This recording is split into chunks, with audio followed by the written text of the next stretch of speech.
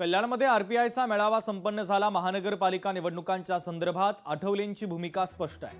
20 जागांची मागणी करणार असल्याचं रामदास आठवले यांनी म्हटलेलं आहे।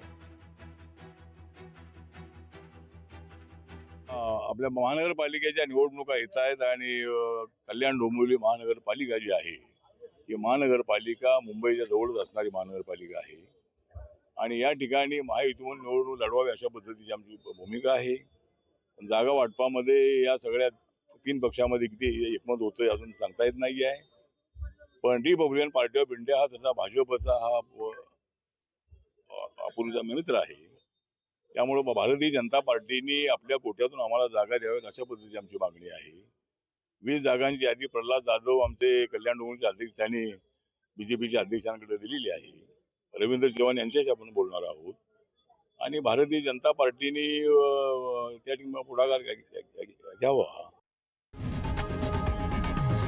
लोकशाही मराठी ऐका, पहा, जागरूक रहा।